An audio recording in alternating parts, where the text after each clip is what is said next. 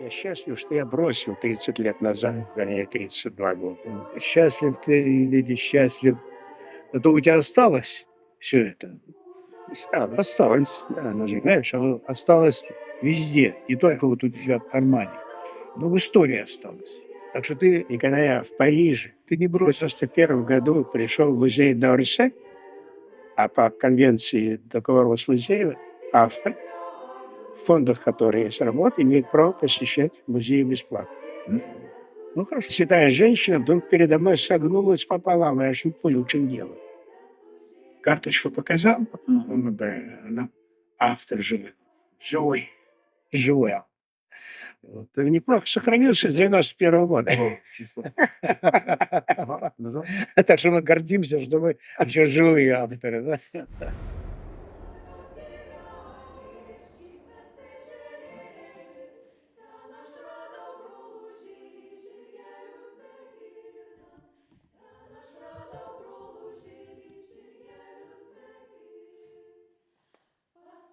Мы сейчас беседуем с Валерием Корешковым, фотографом, издателем, писателем, поэтом и культуристом. Ну, об И, этом, возможно, автором. да, и возможно.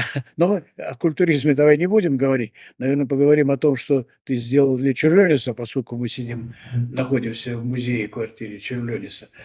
Художник, который родился в Российской империи, говорил на польском, жил в Польше почти всю молодость, и мать у него немка, и вообще. И вот, наверное, со всеми учителями тоже там такой вопрос постоянно возникает. Все хотят себе. Так-то, знаете, иногда отец просто ловил рыбу в Неманос реке, чтобы прокормиться. Не потому, что все-таки 9 детей было. Бы сказать, иногда люди говорят, что он очень религиозный, мистический, но это, я думаю, с одной стороны, нету такого вот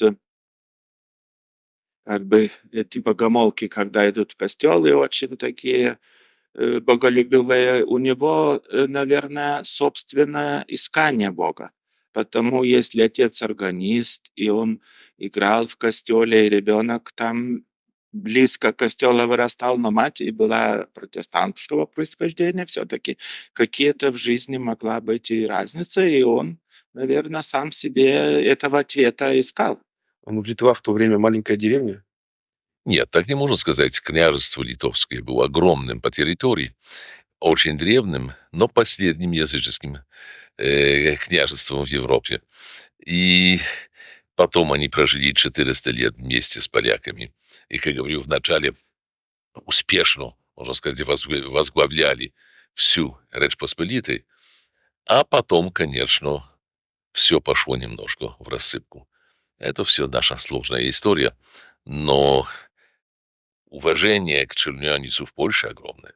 Я бы должен от себя сказать, что Валерий сделал для Черлёниса и для Литвы очень много, потому что благодаря его работам узнали Черлёниса еще лучше во всем мире, потому что вот не зря он говорит, что те работы, которые висят вот здесь, в этой комнате, Да, что я художник этих картин. он автор этих картин.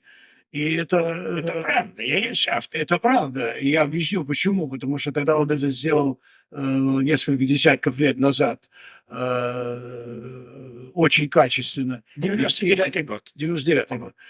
Очень качественно. Но сегодня качество этих репродукций, она гораздо выше, чем качество тех работ, которые висят, к сожалению. Висят. Условно. Ну, условно. А почему? Там подлинник, это понятно. А почему? А потому что ты сохранил здесь те детали, которые сегодня утрачены. на Да, этих картинах, к сожалению. к сожалению. Это и влажность, это и температура, освещение и так далее. Потому что краски сыпятся, краски опадают. Это пастель, которая не держится. Бумага была очень плохая. У Черлёниса просто не было денег на бумагу и не было денег на краски хорошие. Вот, поэтому эти картины трудно очень сохранить. Валерия Черлит «Окружение», которое мы вспоминали уже здесь очень много такими теплыми словами. Его творчество имело какую-то громадную связь с природой.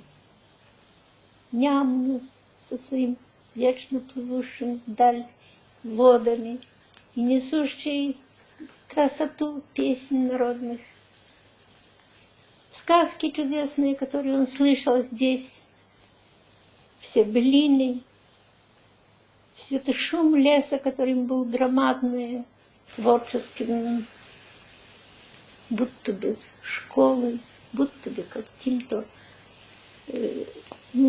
общим сотрудником. Все это для него было такая большая, громадная помощь в его творческую жизнь. Благодаря ей, собственно, и существует вся коллекция Чарльониса в одном месте в музее. Это подробности, которые она мне сама рассказывала, мы с ней были знакомы до ее смерти. И она рассказывала, как все это происходило, когда немцы Первую мировую войну начали входить в Литву и занимать вот эти места, в частности, Каунас. Все картины были отвезены в Москву. И, кстати, там сделана была выставка картин Чарльониса. И все картины из частных коллекций отовсюду были собраны в одно место в Москве. Они хранились после выставки на квартире у Балтрушайтиса, это известный поэт литовский, а Балтрушайтис потом был представителем Литвы в России. И вот эти картины хранились у него. И как рассказывала Валерия, разрешили эти картины вывезли их в Каунас, и в середине 20-х годов, сначала во временном помещении в школе они были, а потом была построена галерея специально для этих картин Чарльониса. Она реконструировалась много раз, потому что картины Чарльониса требуют очень условий специальных.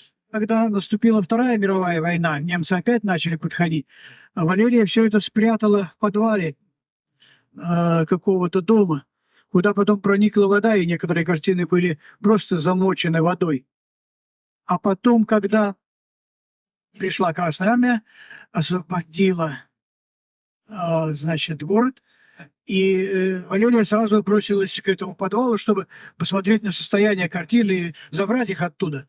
А на подвале висел огромный замок ампарный.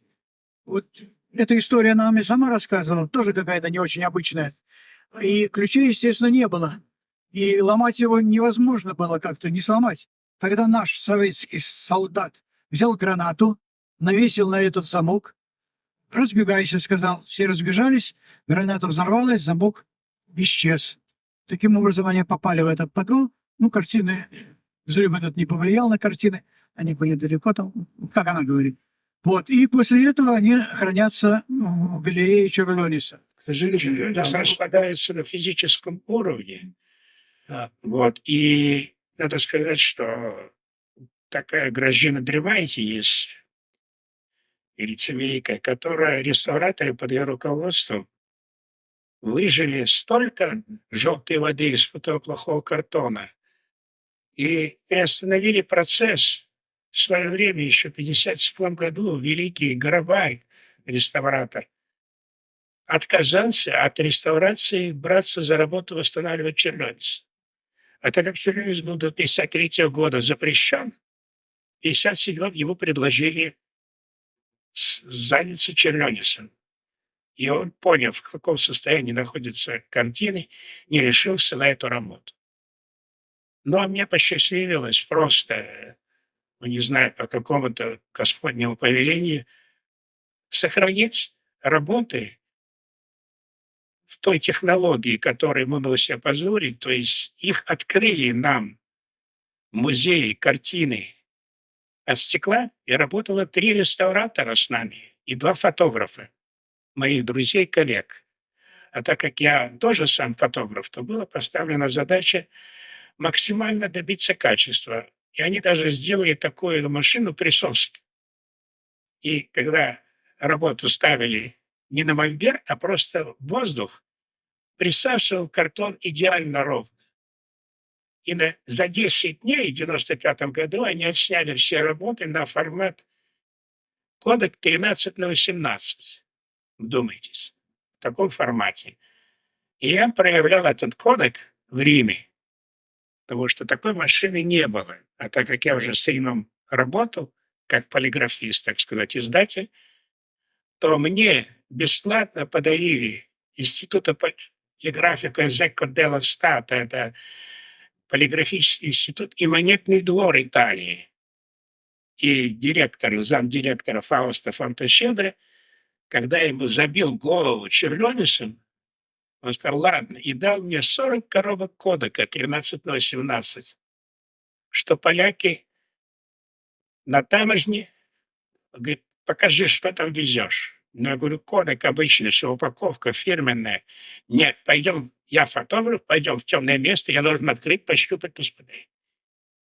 Ну, слава богу, понимающий друг друга технологии в темном месте. Посмотрел, пощупал, открыл одну. И я привез эти 40 коробок. И ребята отсняли, 3 дубля снимали. Вдумайтесь. С нюансами выдержки. И потом лучше мы отбирали, ну, там уже дальше технологии понятные.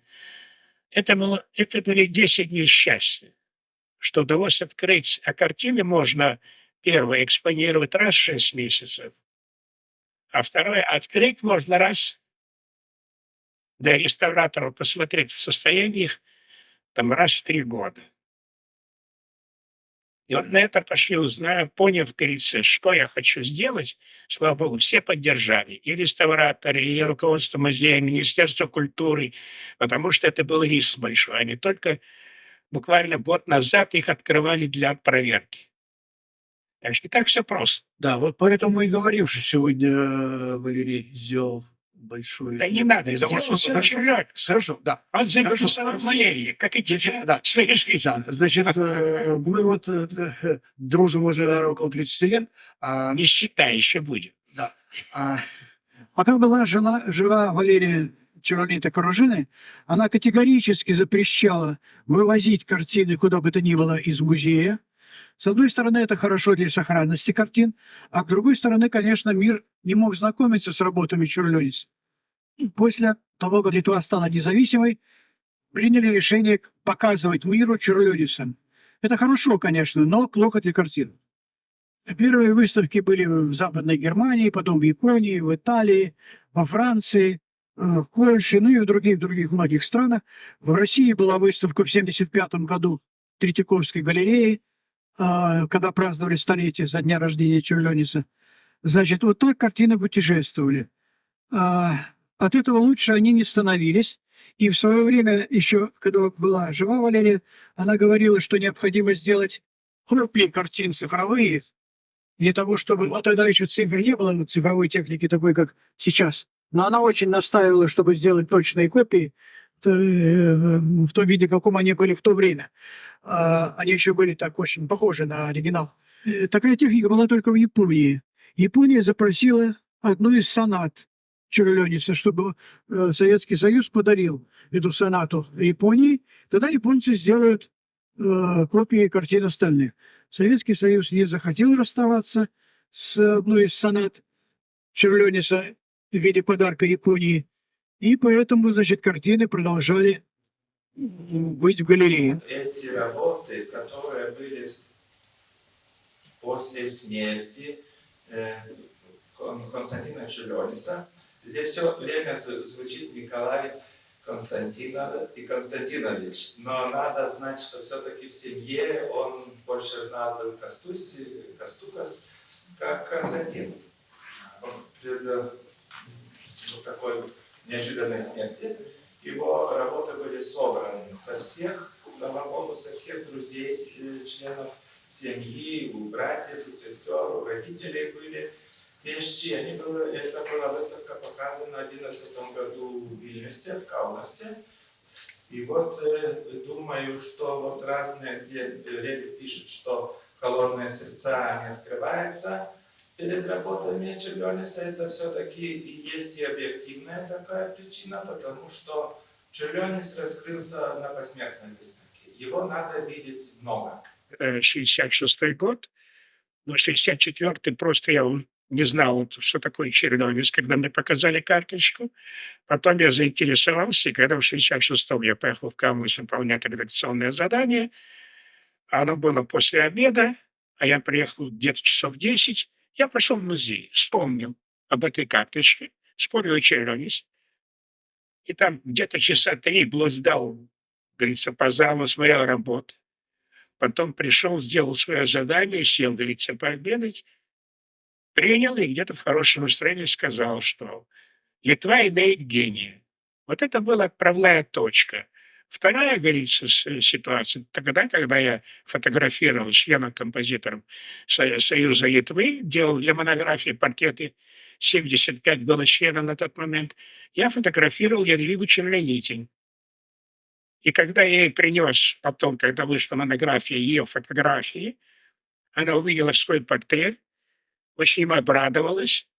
Мы с ней долго говорили, и я спросил, почему такие плохие репродукции Чернонис. Она там рассказала про всю его судьбу, и затопление, и это, и когда вот там висит, говорится, Жиня, весть картина «Птица летит», что она отделяла картошку. Эту картину, извините, доставили прямо из картошки. Вы думаете, ситуация такая. И тогда я просто в шутку я сказал, придет время, я сделаю, может быть, хорошую репродукцию. Вот и все. Так и получилось. А музею я предлагал себя как издателя 3 раза. В 89 году, 91. Когда они увидели первый, говорится, как костюм Литвы, плакаты качества, но не решились. Но когда они увидели Пушкинский музей личных коллекций, который я делал, альбом, значит, коллекции Зильберштейна к открытию, вот, 93 году, и увидели альбом «От Байкала до Арктики», и тогда подписали со мной договор в 94 году. Теперь точка отсчета. 64-й, 94-й, 30 лет. Созревал корешков для Чернонис. Я хочу представить Альберта Недзельскиса.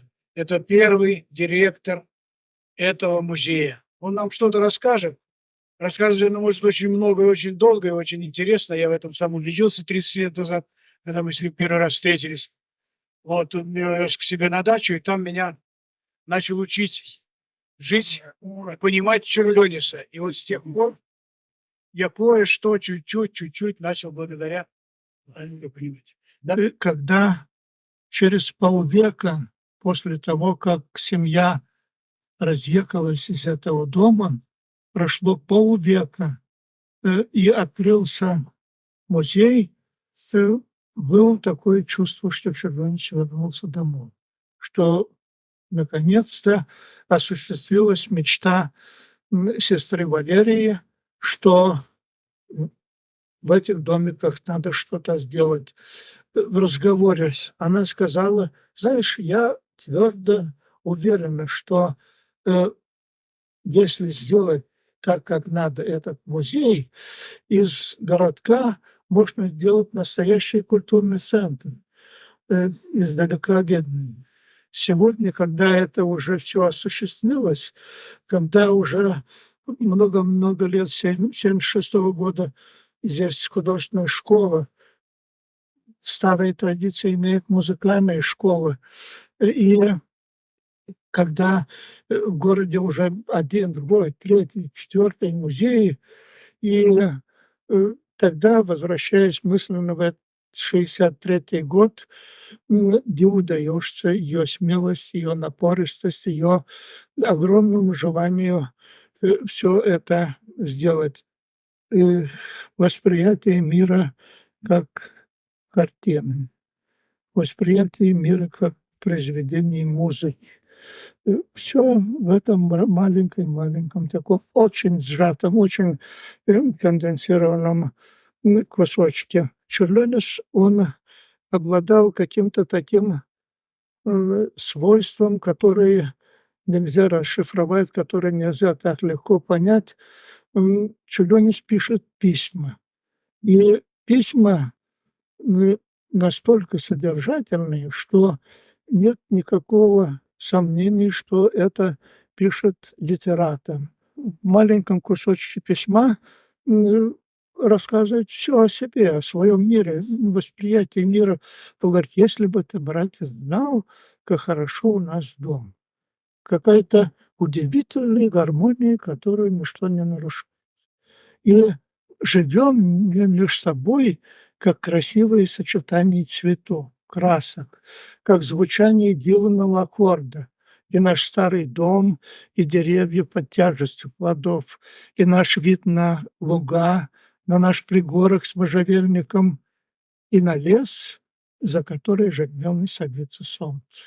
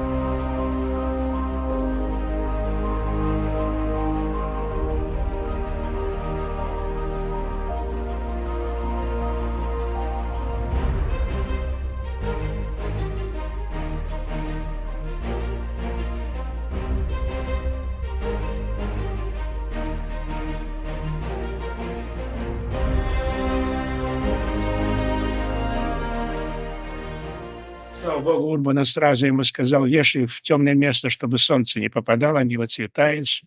И я сам потрясен, что вот прошло уже сколько лет, извиняюсь, считайте, 19 лет прошло, и они в таком божественном состоянии. А повторить это же не проблема, вы же представляете, это все документы электронные сохранены. Что я сделал? Могу тебе сказать, Ёрочка, просто Чернёнец, во-первых, возьму 2000 год, 125 лет.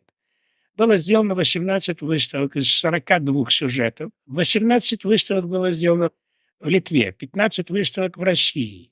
И после этого еще несколько, говорится, зарубежных стран, которые экспонировал уже музей, Национальный музей Литвы. Я подарил им всю коллекцию. И когда они оформили выставку в Паланге, и приехал заведующий отделом графики из Санкт-Петербурга, и он не поверил, а там была такая ниша, говорится, музея янтаря, где эти работы так вот полукругом были развешаны. Так как он Чернёнеца тоже как божество, то есть обострен, он близко боялся подойти, он думал, что это оригиналы, заведующий отделом графики. И мне потом Будрис Ромуальдес, который уже 57 лет директор музея, вдумайтесь, а мы с ним знакомы 66-го года. Только лишь. Уточни сразу, какого музея? Национальный, да, художественный музей Литвы. Самый главный, как в Петербурге, Эрмитаж, так будем говорить. Вот. И он тогда приехал в Вильнюс после Паланги, пришел к Будрису и спросил его: Ромуальд Францевич, как вы сумели тихо, незаметно вывести Чернёнеца в Палангу? Большего комплимента я в своей жизни не хочу. Поэтому это счастье такое же, как и у Юры, что наша жизнь каким-то образом вошел вот этот великий художник. И он нам столько доставил радости, поэтому говорить о том, что мы сделали, не сделали, это все было душевное наше движение. Он беседует с Александром Бенуа. И Бенуа ему говорит, что дело времени, не волнуйся, год-два, немножко тут оглядишься, узнают тебя, поучаствуешь на выставках, и все станет на свои места. А у Чернёнеца, к сожалению, вот этого года-два не было. Он не художник, он не только художник, не только музыкант. Он философ большой. Не этой земли человек. У Чернёнеца профессиональная музыкальная подготовка. Профессиональная половина жизни музыки. Школа отца, школа Одинского в Лунде, Варшавской консерватории, Лейпцигской консерватории. Это когда пришли они из гостей, и где Чернёнецу дали шкатулку музыкальную послушать, и он пришел и сыграл отцу дома эту мелодию. Запомнил. Я обратил внимание отца, и до таких уже высот как композиции после окончания консерватории. И потом, только уже будучи сформирован как художник в широком смысле этого слова, будучи сформирован как личность очень богатая и начитанная, и всесторонне подготовленная для творчества, он может только чуть-чуть, посмотрев, как это делать, начать работать как художник. Я думаю, что сознательно. Он отдался судьбе. Я думаю, что сознательно он, я говорю, жене несколько раз говорил, что я знаю, что такой человек, как я, такие люди живут очень мало живут. Потому что, слишком чувствительный, слишком скромный, слишком не в бытие, не в материи человек. Чулянис говорил, что, заканчивая сонату, стараюсь как можно быстрее ее закончить, потому что уже вижу другую. И это было постоянное состояние, а реализация очень условная, очень затрудненная.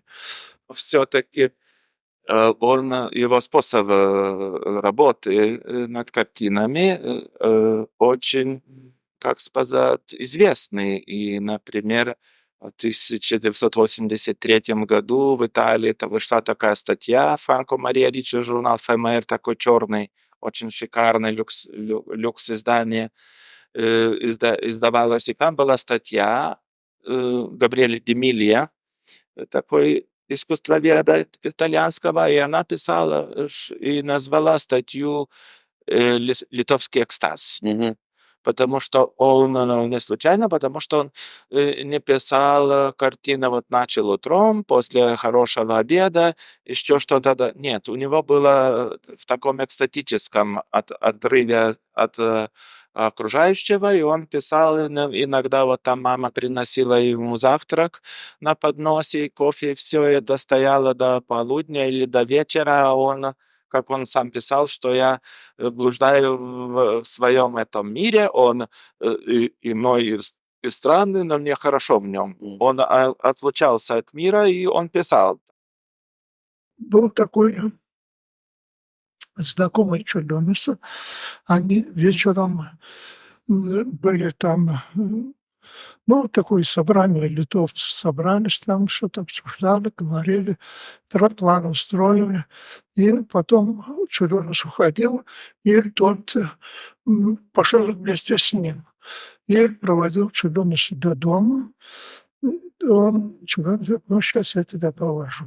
И так почти до утра они ходили, гуляли, и Чулянис ему говорил о своих планах, о своих желаниях, о том, что обязательно в Вильнюсе надо построить школу, где под одной крышей могли бы учиться художники всех мастей, от танцоров, музыкантов до живописцев, графиков, и что надо что-то делать, что надо. И потом, через неделю, этот человек узнает, что Чулянис слег, что Чулянис уже нет, считай. И он много раз повторял, я не воображаю, не понимаю, как это могло случиться, потому что я не знаю другого такого человека, с которым бы так говорил, и который имел бы столько планов, столько желаний, столько горений. С 1 января 9 года,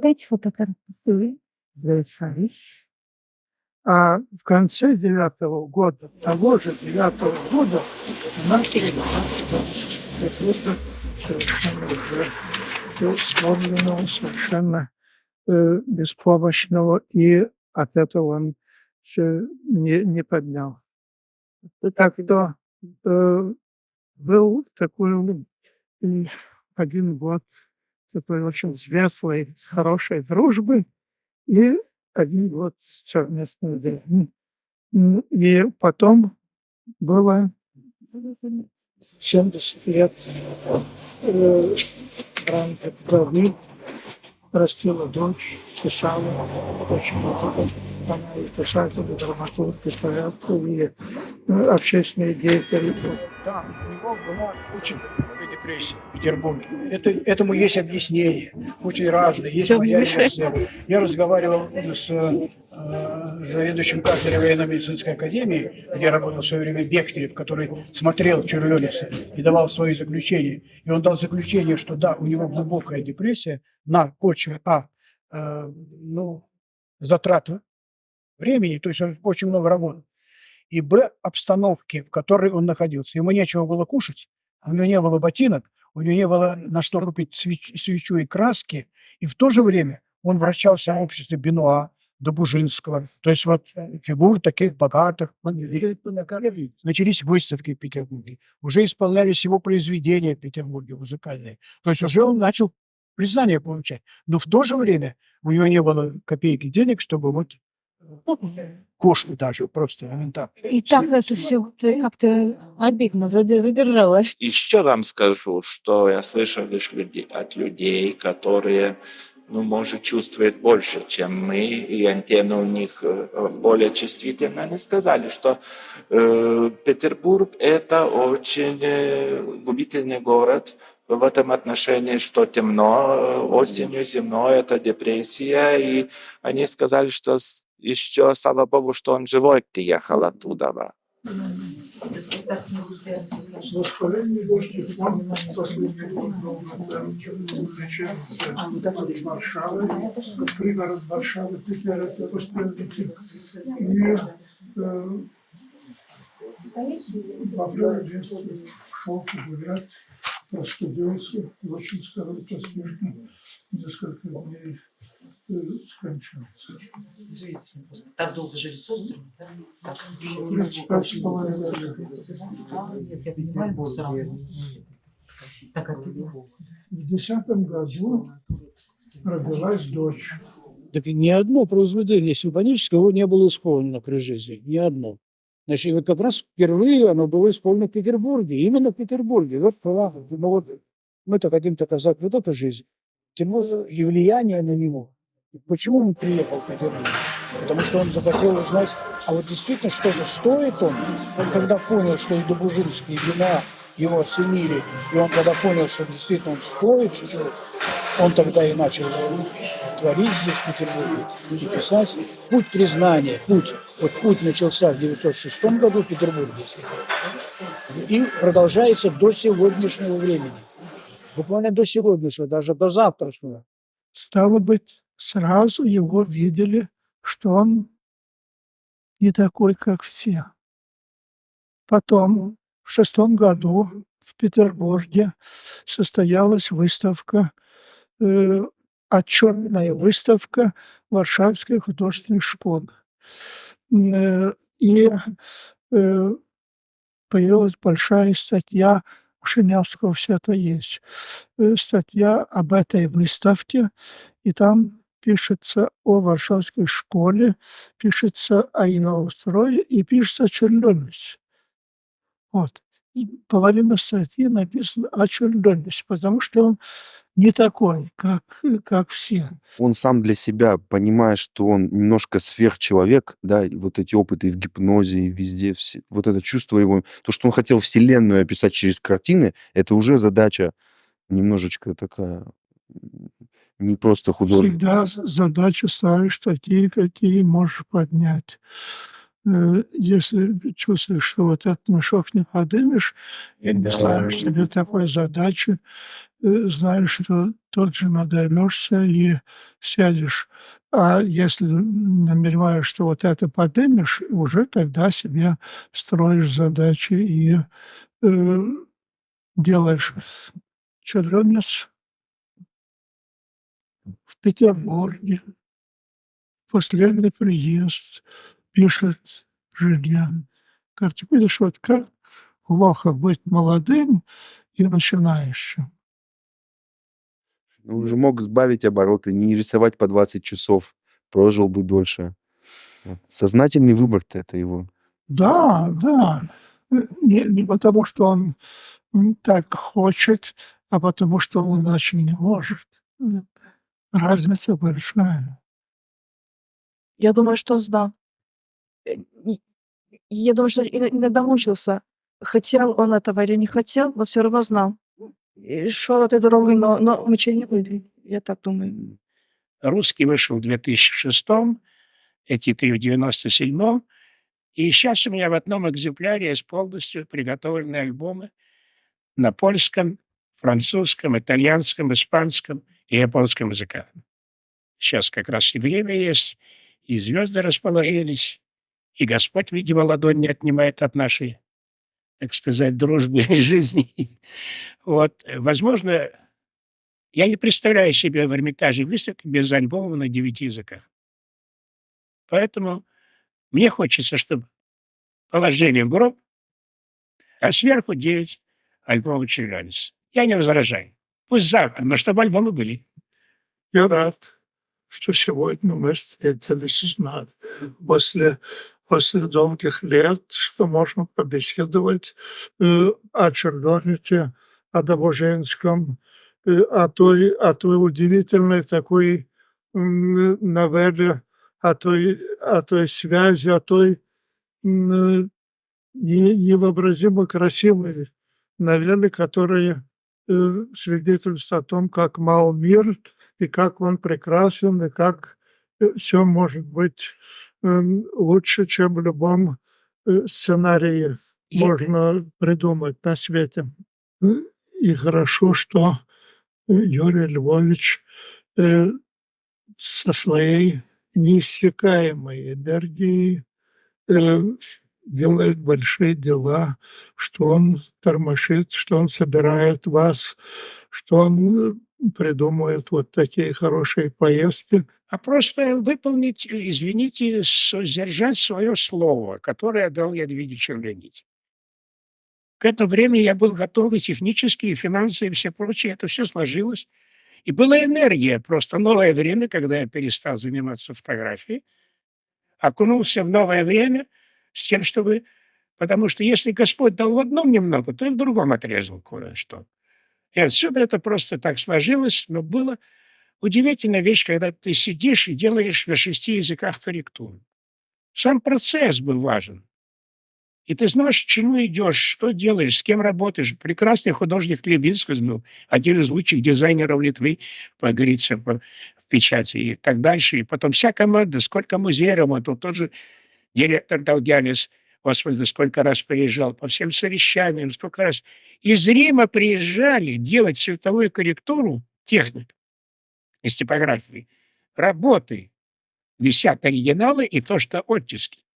И были сделаны корректуры. Вот так добивались мы качества. И потом, когда уже печатали альбом, стояли машины, и мы с художника я вез в Рим, сидели, нам приносили листы. Я занимался, говорится, ретушью, говорится, а художник занимался цветовой корректурой. И каждый час, там, полтора, говорится, приносили лист печатный, пока не напечатали весь альбом. То есть это было вложено максимально профессиональное, но и, главное, душевное качество. Вот это уже, ну, как сказать, цель жизни. То есть что можно еще сделать? Это связано также с Друскинникой, где вы были. В свое время был председатель Союза композиторов Литвы Эдуарdas Balsys, его первый литовский балет для «Королева лжей», кстати, также и по Čiurlionis. Да я как раз рассказывал эту легенду. Отпусти меня домой повидать своих родных. Он очень не хотел это делать, потому что он чувствовал, что это плохо закончится. Но отпустил все-таки. Отпустил, она приехала домой, побыла дома. Значит, и договорились они с ужом, что она должна выйти на берег моря и сказать заветные слова, чтобы он вышел, ну и взял ее к себе обратно. Вот, значит, она была дома, и очень не хотели одни ее отпускать обратно к ужу. Не хотели отпускать, особенно братья ее, 2 брата и сестренка маленькая была. И сестренка проболталась ей. Вот. А сестренка, которая выдала все это дело, превратилась в осинку И вот почему дрожат все листья у осины? Потому что она боится того, что она сделала. Вот такая вот есть легенда. Но я еще раз повторяю, ушко Черлёниса во многих картинах присутствует. Это знак мудрости. Черлёнис, конечно, все эти легенды знал. А легенду он знал из своей матери, которая ему рассказывала. Ну, матери всегда рассказывают. Или матери, или няни, как у другого великого нашего уже поэта. Так, вот тут что начинается? Вот вижу, уж уж стоит. А вот уж направо, вот проехали. Ну, вы смотрите внимательно, брат. Значит, вот первый уж. Следующий будет звонок.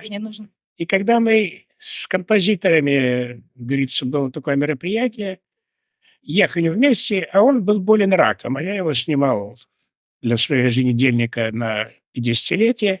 Я знал, что он болен, такой грустный сидит. Я его спросил: ну что такое, хорошо мероприятие, прошло все красиво. Я, говорит, задумался, что я еще могу сделать. Эту фразу я запомнил на всю жизнь. Поэтому, когда Да. имеешь возраст, Валера, а еще такой вопрос. Скажи, пожалуйста, вот как ты считаешь, все-таки интерес к Черлёнису в мире, в России, ведь не уходит вниз? А и, извините, я почему спрашиваю? Потому что, смотри, у нас сегодня Екатеринбург, Черлёнис интересует очень. Нет, В Твери у нас было сделано. в других Юрочка, его городах. надо подогревать. Э, Интерес Понимаешь, надо а подогревать. вот он сам Да? подогревает. Причем вот есть у нас такой городок Шуя, это в Ленинградской области. Есть. Мне вдруг звонят оттуда, говорят: слушайте, мы проводим вечер, посвященный Черлёнису. Понимаешь, вот насколько это... Хорошо, вот я твое мнение, ты что, скажи, как вот это... очень просто. Давайте так. Значит, я один эпизод 1964 года расскажу. Когда я был заведующим молодежным кафе, наверное, последним в хрущевской оттепели, кто понимает то время, вам, конечно, трудно, юноши не планировались вы тогда еще даже. Вот. И когда устроил вечер Осип Мандельштам, Цветаева, Ахматова, после вечера ко мне подошел один человечек и подарил такую карточку, но я беру ее, читаю. «Общество любителей Черлёниса, город Одесса». Да. 64 год. Так что гений, он и есть гений. И подогревать интерес обязательно. Но факты есть. Есть Черлёнис, есть Литва. Но так уже получилось исторически, что и Литва, и Россия через Черлёниса очень связаны. Кто больше сделал для Черлёниса? Россияне или сами литовцы, неизвестно. Важно другое. Сестры сохранили целиком, и это один из уникальнейших моментов вообще в истории искусства, когда практически, вдумайтесь, все творчество, и сейчас еще закупили, говорится, еще 3 работы появились.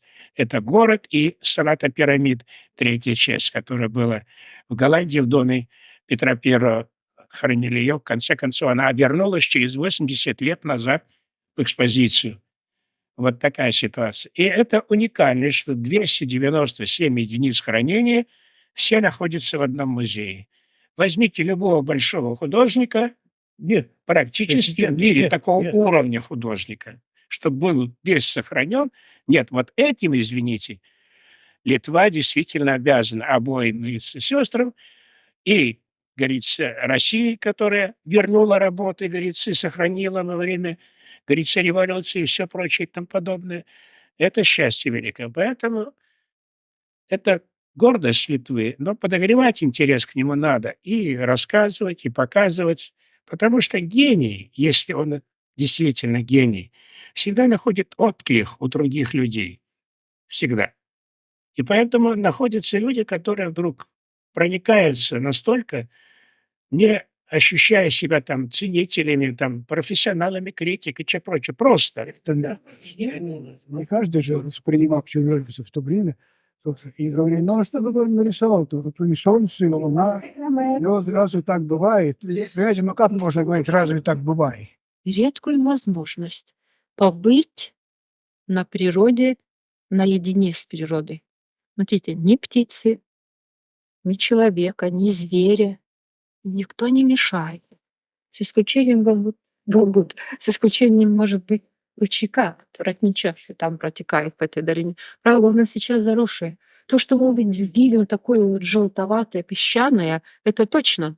Там есть континентальные дюны. До этого места когда-то была вода. Вот. Они заросшие сейчас лесом. Но знаете, что здесь есть? Смотрите, ритмика восстания. Верхушки деревьев, движение речки и деревья, которые у речки растут, опять где-то там, опять где-то там. И вот там, где синеют леса далекие, это как будто стихает, как эхо. Вот он послышался, и мы слышим.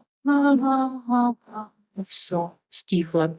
Вы попали в этот музей, впервые увидели картины, и они не просто прошли мимо вот так, понимаешь, равнодушно посмотрели. Они Оно начали работает. понимать, они начали вдумываться. Понимать они начали- не Да могут. нет, они начали понимать свое отношение к Чурлёнису.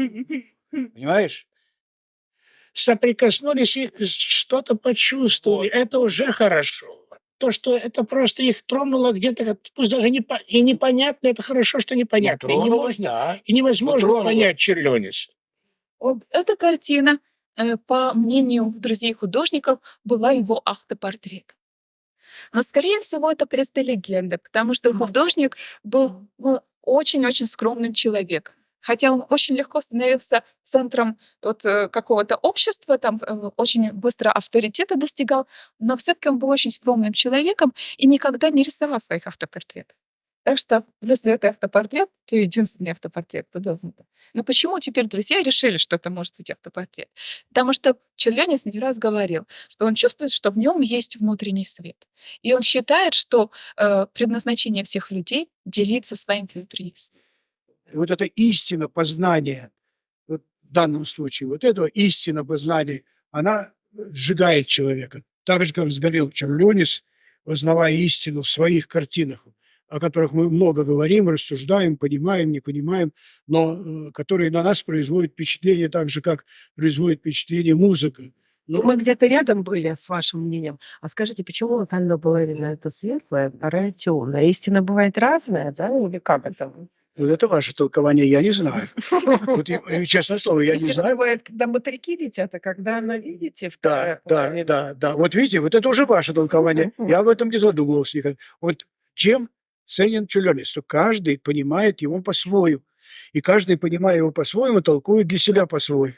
И почему мы говорили вот очень много поэтических произведений на тему Черлёниса? Потому что каждый, толкуя по-своему, понимая по-своему, пытается высказать свои мысли. Их можно высказать, как мы с вами высказываем, а можно высказать в поэтической форме, которая более, может быть, отображает суть этого. То есть меняется настроение картины. Потому что художник рисует эту картину очень многими слоями разного цвета, которые проявляются либо исчезают, когда меняется освещение, меняется оттенок освещения. Сегодня мы видели в музее, я говорил, что теряют картины. Да, немножко, может быть, теряют, но вы видели все равно, какое впечатление они производят. Честно говоря, вот последний раз, когда сейчас посмотрел, мне показалось, что просто даже они стали как-то лучше. То ли освещение. Потом, понимаете, поставлено специальное стекло. Мы его не видим ведь, правда? Это стекло, которое, вот необычное стекло, оно не отражает, оно впечатление, что ты видишь саму картину. Стекла ты не видишь. Понимаете, это тоже очень важно. И вот это новые технологии освещения, температуры. Учеными из Вильнюсского университета, они хотят, чтобы помочь воссоздать цветовое решение оригинальное. Вот душу запал где-то, и ты сквозь жизнь проносишь это вот то, что тебе запало в душу. Что со мной произошло тогда в 1966 году, первый шаг 64-й. После этого каким-то образом кто-то меня толкал дальше делать, стараться, но так как я профессиональный человек и педант в работе, я старался делать это на самом высоком уровне, учитывая то, что, извините, было. Потому что, извините, я еще в 73-м году, это октябрь месяц, а в августе месяц я был в Санкт-Петербурге, я вам дал «Арка Ноя», статья почитайте, и я встречался с Марком Эткиндом, и его фотографировал, есть фотография. И вот там в этом швитурисе было напечатано в Центральном, как «Огонек», значит, журнал в Советском Союзе был, так в Литве «Швитурис», самый главный журнал. Там это была статья. Это тоже не случайно все. 64-й, 73-й, тут две встречи. живым автором, который первый открыл послевоенные истории, а написал прекрасную книгу. Вот в книге Этхенда очень достоверно, очень ценно то, что он пишет о мире искусстве и о связи Чулюна с миром искусства. Надо Это Бужинский. другой разговор. Но это повезло Черлонису, что он решил в Петербург на таких удивительных людей, Бенуа и Добужинский. Русские языки, которые всегда воспринимают мир открыто, широко. Приходите к нам. Мы разберемся, или полюбим, или пошлем. А Черлониса полюбили. Сразу. Безотговорочно, безотказно. Бенуа, даже есть одна из картин, которую он нарисовал по мотивам картин Черлёниса. И сын Бенуа, он был просто очарован Черлёнисом. И там все смеялись, что все рисунки этого сына называли Черлёнисом как кошки. Потому что он просто рисовал вот теми же цветами, теми же мотивами, что Черлёнис, и просто не мог вырваться из этого притяжения. Добужинский, Сомов, Бенуа помогает, отбирает картины Черлёниса, везут на эту выставку, выставляют. Это уже были шаги, это были шаги вперед, это была помощь. Но бросить свои дела и заняться нянчить Черлёниса, но нет, никто не мог при всем желании.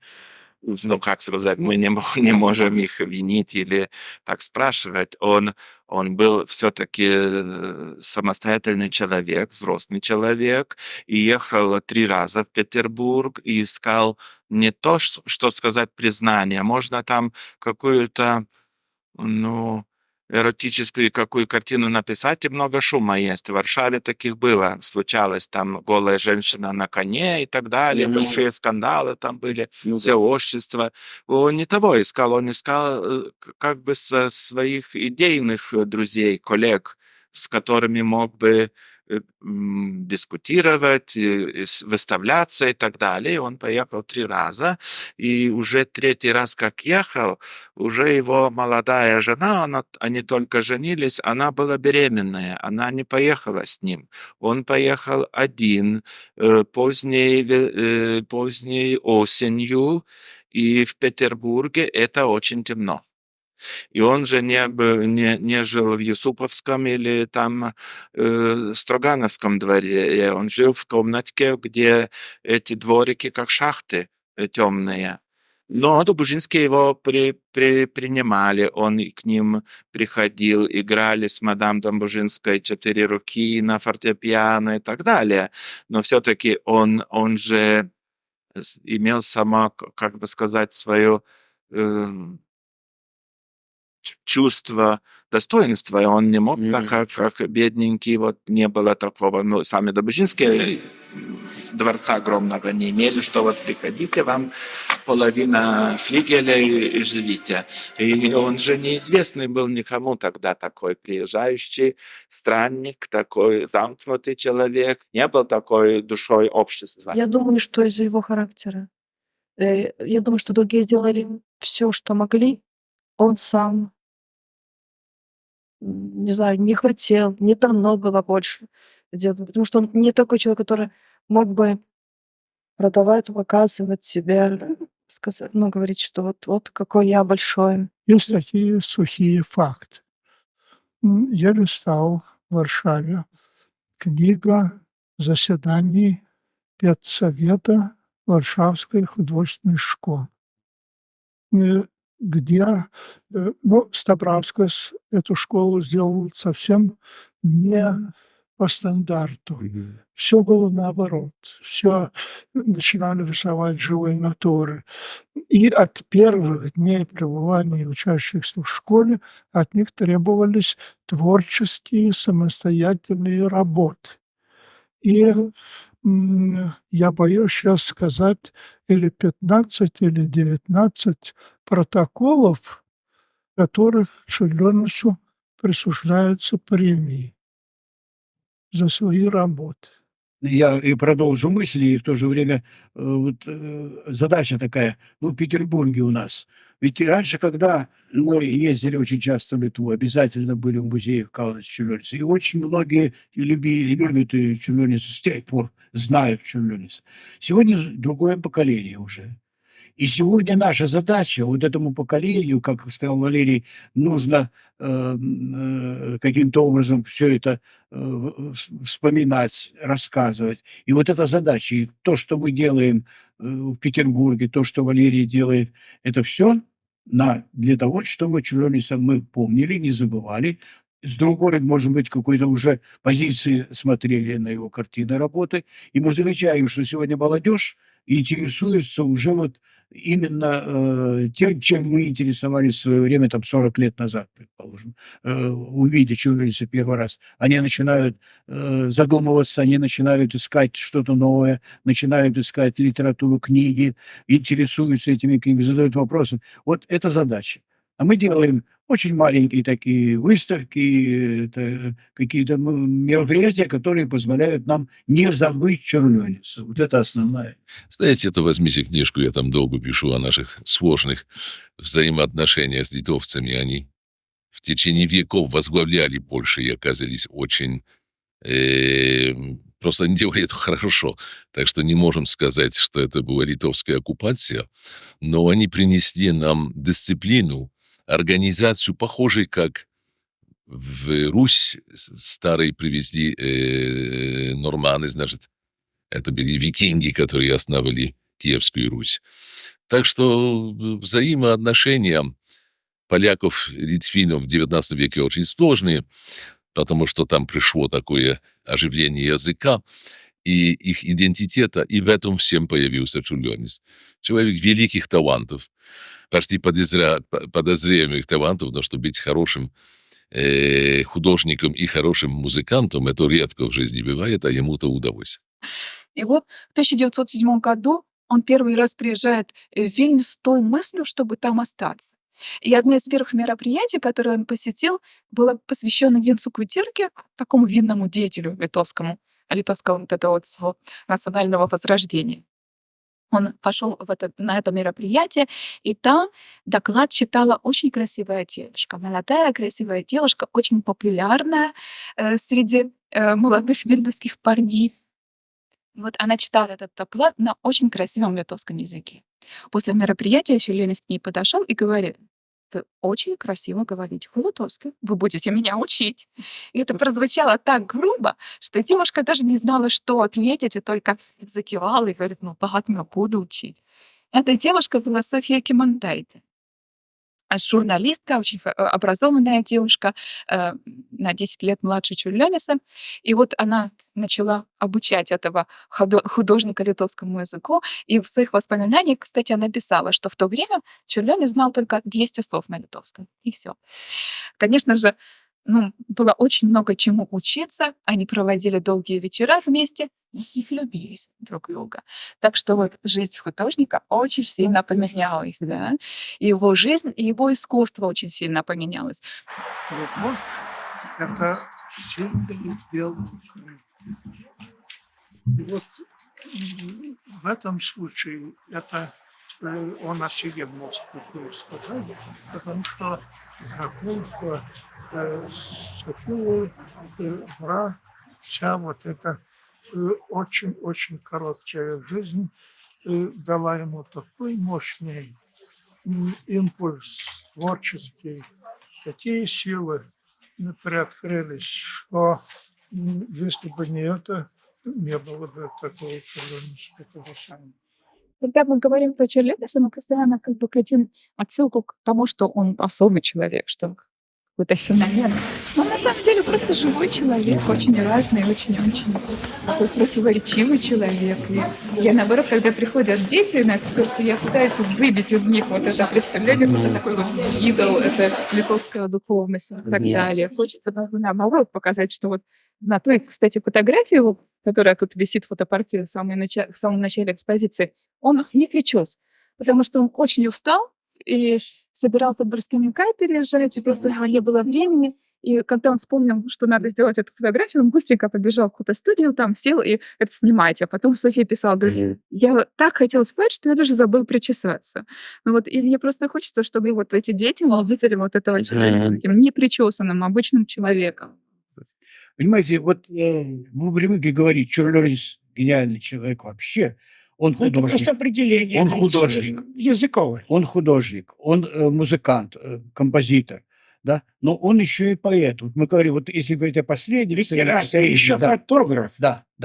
Раскопали. И вот если говорить о последнем срезе, действительно, то вот эта вот поэтичность творчества Чурлёниса, вот мы сейчас задумались над этим, это поэтичность творчества. Что заставляет людей писать на темы Чурлёниса стихи в таком огромном количестве? Сегодня я знаю только более 200 поэтов, разных поэтов, там, из самодеятельных и профессионалов, пишут на темы Чурлёниса. Почему? Потому что его творчество, оно само вызывает вот это поэтическое и восприятие, и как бы выразить себя нужно. Вот мне хочется рассказать ему, кому-то, хочется рассказать о картинах Чурлёниса. Ну а как? О них рассказывать нельзя, да? О них можно только сочинять стихи, которые также необъяснимы, может быть, как необъяснимы картины Чурлёниса. В этих работах это очень наглядно, и можно без конца читать, идти вглубь этой картины, возможность идти вглубь картины. Вот это отличительная черта.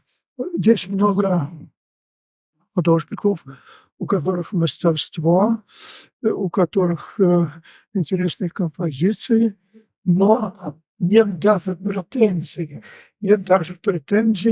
на вот эту глубину. А у Чурлёниса это как бы получается само собой, но хотя на самом деле это не само собой. Не само собой. Его друг из того же края, его ровесник. Посмотрите, какие у него картины. Есть, смотрите, какие картины. Да? И когда все литовские художники рисовали только вот такой реалистичной манеры, потому что наш народ только-только вот...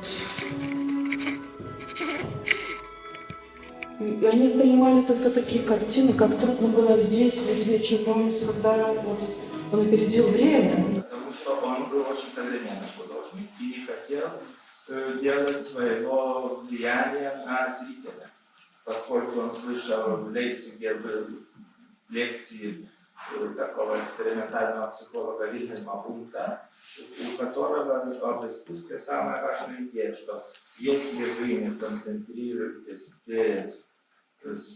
перед картиной, не сосредотачиваетесь, то это просто цветная бумага перед вами. А когда мы оттуда выходим, никакого рая уже нету. Никакого. Это только человек, живу как в раю. Ерунда это, если человек так говорит. Смотрите, там на этих деревьях стоит борода, там светится окна, значит, есть какая-то печь. Там вот ходит, мечется, чего-то ищут люди. Это мы с вами все. Все, сколько нас есть на этой земле. У нас все одинаково, цвет кожи отличается. И мы ищем, друг друга толкаем, топчаем и так далее. Через голову иногда идем. Но посмотрите, почему человек себя в воде хорошо чувствует? Ну почему? Никогда не будет как хорошо поплавала, покупалась. Так? Да. Ну вот именно. Мы это... Мы как эмоция, мы даже, может быть, еще не сознаваем. Чаще всего говорят, что он символист. Но Потому что у всё-таки него каждая картина несет, конечно. да, несет, конечно, большой какой-то пласт. Но все-таки символистом, наверное, можно назвать только вот раннего Чурлёниса. Позже все-таки он очень сильно менялся и очень много всего привнес в это свое искусство, и уже нельзя его назвать символистом. Ранний и поздний всего 6 лет. Этот цикл на большие выставки иногда приглашается, потому что это первая ступень, первый шаг к абстрактному, удуховленному искусству, потому что он уже создает не такие формы, которые существуют в мире, а свои формы, как символист создает, и в этом считается, что они первоначально. Да. И он же опередил Кандинского. А как вы думаете тогда вот... Ну, это старый спор, который завели Алексис Ранец, такой поэт эстонский, который любил переводить литовскую литературу и женился даже потом на оперной певице литовской. Здесь в Каунас приезжал, но учился очень много. И потом в Америке занимался. И он после войны, как мигрировал, после армии отходила немецкая, очень много убежали от террора большевистского, то он после войны затеял такой спор в Венецианской биеннале с Ниночкой Кандинской, что кто же первый. Нина отрицала всякими способами, как верная вдова. Нет ничего подобного. А сейчас все-таки исследователи видят в работах отпечаток, что все-таки, наверное, Кандинский видел и ранее эти выставки, где он выставлялся, и особенно, наверное, посмертные выставки. Если так сказать, что опередил Кандинского, да. Но коллеги даже из Франции мои вот говорят, что все-таки они оба родоначальники, как бы сказать, но другие пути выбрали, что у Черлёница другой путь, он никогда не отбрасывает связи с реальностью, с природой, а у Кандинского уже все идет абстрактно из головы, так что другой путь. И еще добавлю к вашему вопросу, почему я этим занимаюсь и все прочее. Значит, когда я вошел из фотографии, в Литве происходили события 91 года, когда независимость, Сайдис и все прочее. Кстати, Сайдис плакат я сделал в Москве. Он треугольником был, я сделал прямоугольный. Есть мои новые книжки, которые с профессором. Это меня спрашивают: Валерий, почему ваш аппарат талантливый не запечатлевает эти события Новой Литвы? Я им ответил просто: профессор, я сейчас занимаюсь другой деятельностью. В Литве достаточно фотографов, отснимут, все сделать, но в это время это или межвременье, я не знаю, но я сделал, можно пощупать. Я имел в виду Черлёница. Были друзья-поляки, но при этом не исполнили его музыку вживую. Он не слышал свои симфонические поэмы. Его не наградили призом, который он должен был выиграть, решили не присуждать награду. Что это? Знаете, это трудный период, когда определяется чувство нации. Чувство нации вообще очень новое в Европе, ему 200 лет всего. А раньше люди по-другому смотрели. Тоже царь не был русским царем, только был православным царем. И это все после Наполеона формировалось. И во время этого периода было много разных и напряжений, и, конечно, несправедливости. И вот тут мы можем тоже увидеть эту поднимающуюся кривую. И картина вот эта была нарисована в 1907 году. И в 1907 году на самом деле жизнь художника очень сильно изменилась. Вообще изменилась не только жизнь художника, но вообще жизнь в этой провинции, западной провинции Российской империи. Потому что после революции 1905 года тут жизнь очень сильно изменилась, потому что, опять же, литовскую письменность опять разрешили. И все вот эти национальные движения, которые в свое время в XIX веке утопили в крови, они опять начали развиваться, начали показывать жизнь. И Черлёнец, который всю жизнь считал себя литовцем, хотя по-литовски не говорил, он задумался о том, что сколько можно жить в Варшаве, сколько можно жить среди поляков, надо возвращаться на родину, надо свою работу, свою жизнь посвятить Литве. В Литве произошло это чудесо просто, что они воскресили свой язык, который почти не существовал, а потом начал существовать. Но это не значит, что тот, кто говорил по-польски, чувствовал себя поляком в таком смысле, как мы сегодня это понимаем. Это был просто человек, который был связан с Речь Посполитой, когда она была Речь Посполитой двух наций, а теоретически в самом начале должна быть Речь Посполитой трех наций, тоже русинов, которых, можно сказать, литовцы вместе с поляками обыграли. Конечно, история доказала, что он заслужил на общее признание, и все-таки он считается мировым композитором мирового значения. Перевезены в школу искусств, художественную школу московскую. И была даже выставка в 16 году, во время войны. в Москве, почти головующая уже Москвой. В Москве, ну, еще, наверное, до революции не очень голодовала Москва. Мировая война, революции различные. И, конечно, никому не дел до Черлёниса, не только до Черлёниса. В Литве, в Вильнюсе на 3 месяца устанавливается как бы якобы советская власть. Потому что там тогда в то время все менялось, белые, зеленые. И на 3 месяца Вильнюс становится столицей такого Литбела. Литовская, Белорусская, Советская Социалистическая Республика. Она как представитель той республики, она едет к Ленину в Москву выпрашивать картины Черлёниса. И вот именно она вывозит во время гражданской войны и выделяет отдельный вагон, что, представляете себе, во время это было на вес золота, что война, разруха. Но когда она пока приезжает в Вильнюс, пока то да сё, Вильнюс становится польским. То есть, опять-таки, власть меняется, все администрация, как бы, литовская бежит в Каунас. Каунас вдруг объявляет временной столицей, коим оно и пробыло до 40-го года. И, конечно же, уезжает с картинами Черлёниса. Конечно, пока литовцы решают, а что такое богатство, которого мы не знаем, потому что к этому времени еще разбирались. Вот, и поэтому, как бы случайно, волею судеб, истории вот картины Черлёниса в Каунасе, в котором он практически и не жил, и не был там ранее на открытии выставки. Эти работы, как были показаны в большом количестве, они делали такое огромное впечатление, и тогда эти работы вернулись в Литву, в Вильнюсе была устроена первая посмертная такая постоянная выставка, как бы начало музея, потому что жена вдова никогда не хотела продавать работы из выставок, она хотела это сохранить для национального будущего музея Литвы. Россия признала независимость Литвы, был подписан мирный договор в 2020 году. В 2021 работы сразу приезжают в Литву, здесь нет куда их поставить, они всюду в художественном обществе где-то складывается, но и была тревога у нашей интеллигенции, что надо музей. В 2021 году Сейм издает закон о галерее Черлёниса, по которому все куплено у семьи. Не забрано, а куплено. И больше того, у меня в руках была стенограмма заседания ученого совета художников, литовских и русских, на котором совершенно серьезно ставился вопрос, нужен ли нам Черлёнис. И в стенограмме было записано: нет, не нужен, надо уничтожить картины Черлёниса. Уничтожить даже, не запретить, а уничтожить.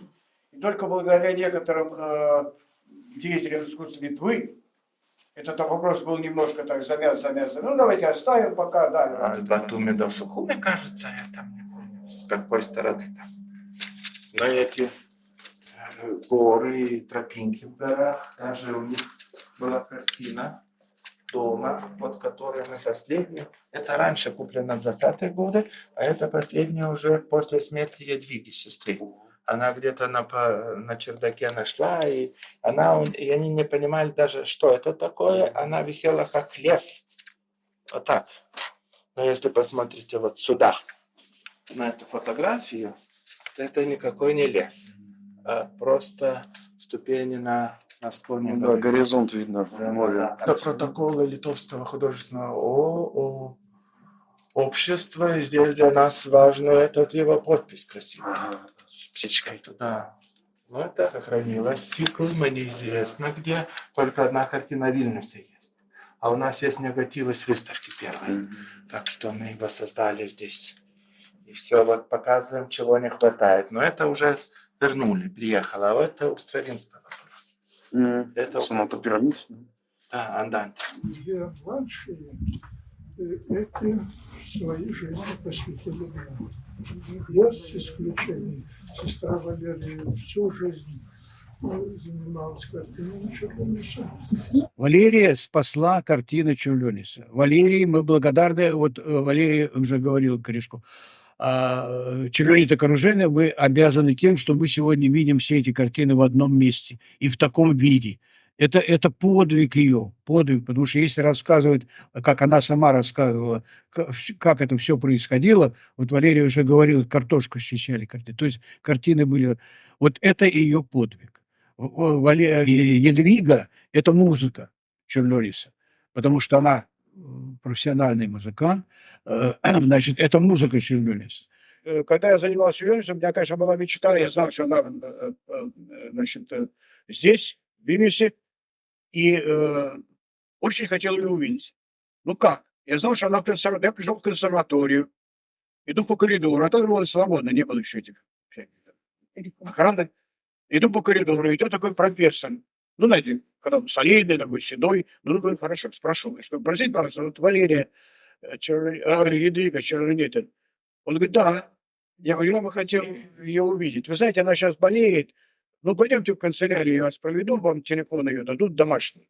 Он меня за ручку провел. Ну, короче говоря, все мы поговорили, мне там писала книги и продукции какие-то.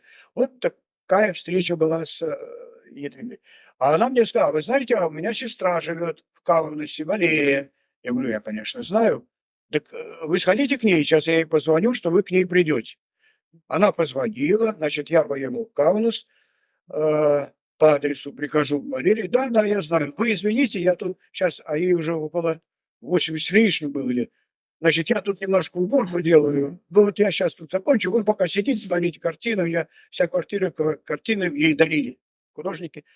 Значит, я пока сидел. А сейчас мы с вами будем чай пить.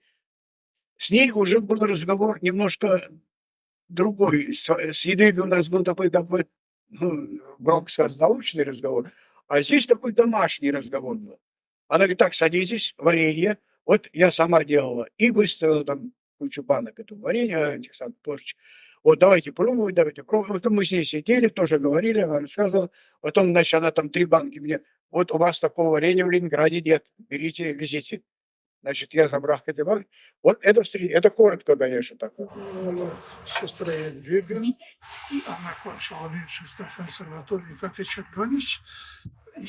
Имела очень хорошие задатки композиторские, но отказалась от этих желаний, от этих соблазнов и занималась братом музыкой, изданием, редактированием, все жизнь. Но после долгих лет работы она сделала такой что ее может заставить защитить диссертацию. И она защитила диссертацию. И потом, когда мы уже видели этот материал, сказали,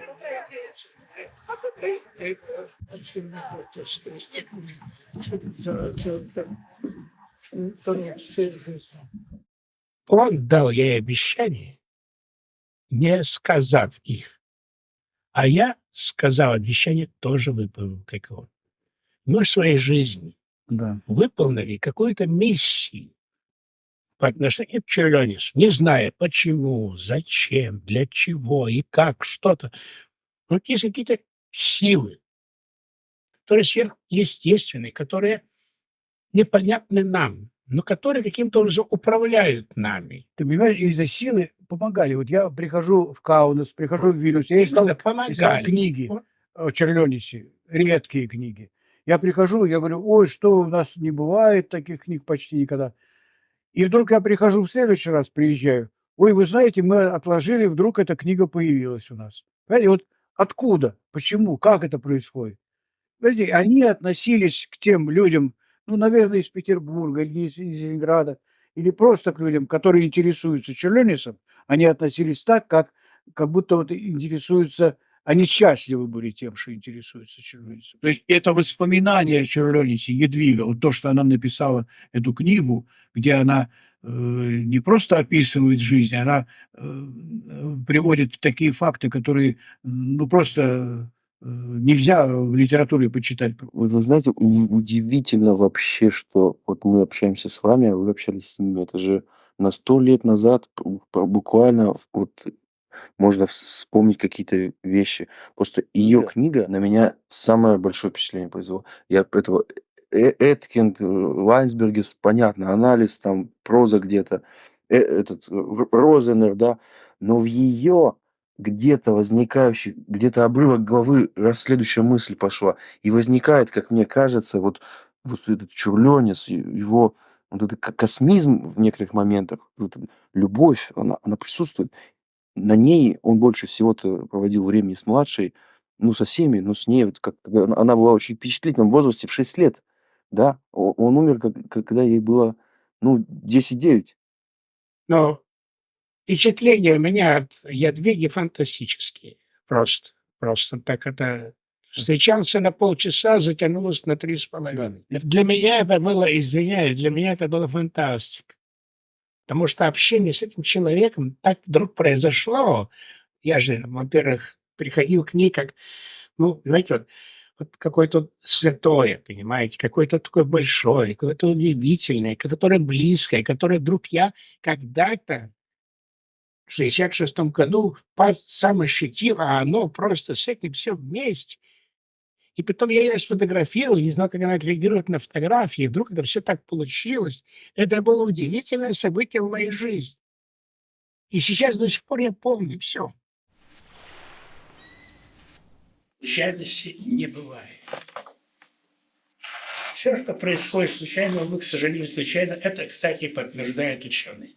Но есть такое понятие, что почувствовать космос, надо в нем побывать. То, что сделали сестры, это просто неоценимо. Неоценимо. Вот. Всеми этими людьми, которые были рядом с Чурлёничем, двигала чья-то, как говорится, рука сверху. Это не просто так происходит. Каким-то образом вот человек, как художник, говорится, со всеми ипостасями другими его талантами, каким-то образом для всего человечества, наверное, я бы сказал так, что сделал какое-то открытие, какие-то новые внутренние резервы, какие-то новые горизонты и все прочее. Без сверхъестественного здесь помощи такие подвиги не делаются. Вы обратите внимание, вот с самого начала, с детства, Маркевич взял его и привел Огинскому в школу. Огинский дал ему стипендию, он имел возможность учиться в Варшаве и в Германии. Вольман, с которыми они дружили, они поехали на Кавказ, пока появилась возможность увидеть Кавказ. Они помогли ему поездить по Европе и увидеть Европу и картины и прочее, прочее. И так дальше шло. До Бужинский, Бенуа признали Чурлёница и встретили его в Петербурге и сделали все возможное для того, чтобы его картины начали появляться на выставке. Там, то есть, читаете это все. То есть, понимаете, вот это люди, все по его жизни шло таким образом, что они ему помогали, конечно, потому что они чувствовали, что в нем талант. Почему Маркевич, доктор Маркевич, который еще там 6-летним слышал его игру на органе, почувствовал, что у этого человека что-то есть.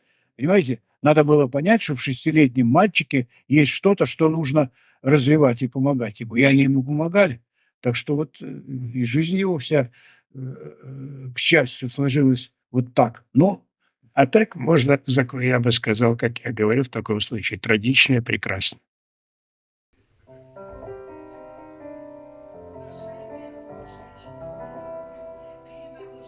Да, еще я извиняюсь, а вот эту макулатуру вы не купили, но это вот вам. Можно показать? Вот я покажу здесь другой. Оператору, коллеги, держите. И тебе 2. Спасибо тебе большое. Баймон, который в комнате юноша, он вчера так с благоговением смотрел, почему-то на меня, а не на тебя. Еще пару минут кадр я вам сделаю классный, ну торопитесь. Потому что один раз увидите и услышите это разные вещи. Комплекты открыты. 3. Вот чем Валерий Корешков всегда интересен. Он делится своими произведениями совершенно вот так вот с радостью. Эта книжка вам. А вот это, извините, мое обещание. Это альбом Ядвиги Чернонити с автографом.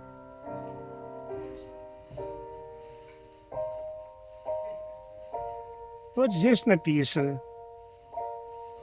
Su pagarbą ir dėkingumu už nuotraukas ypatingo из Черлёни, Ядвига Чернонити, 73 год, 2 октября. Перевожу. С уважением и благодарностью за фотографии и особенно за Черлёниса.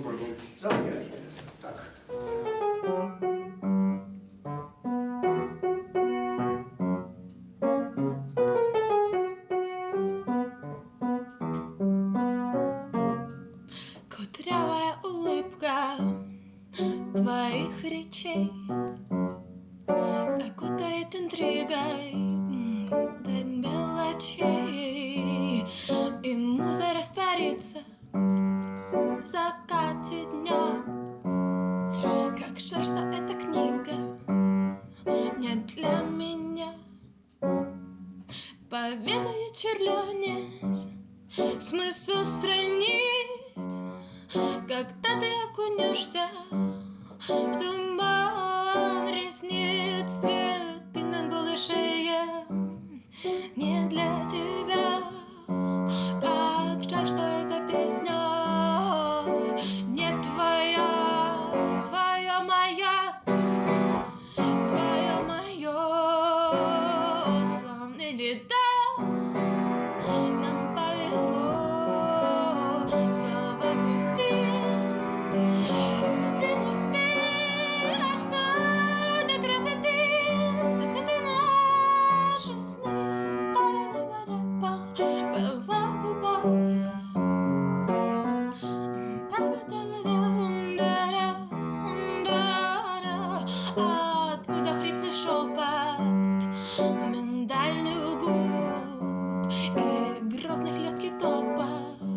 душевных мук, и муза растворится в закате дня.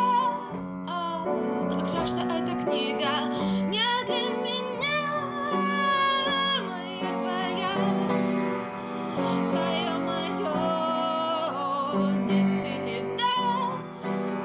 Нам повезло, слова пустые.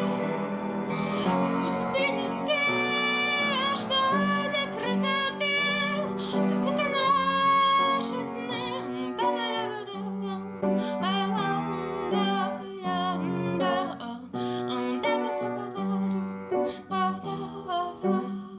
Твоя моя,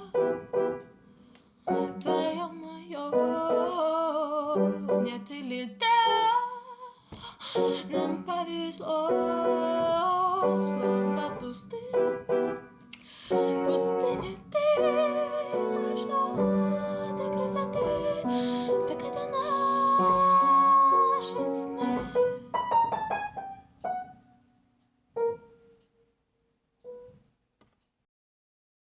Самое приятное, что когда приходят, ну вот сейчас в школу нельзя приходить, а вот когда раньше приходили ребята, мои ученики, вот играют ведь, помнят свои программы. Вот это самое главное, что они ходят в театры, в филармонию, вот, посещают выставки. Ну, а Игнат вообще кинорежиссером стал и говорит, что ему музыка очень помогла.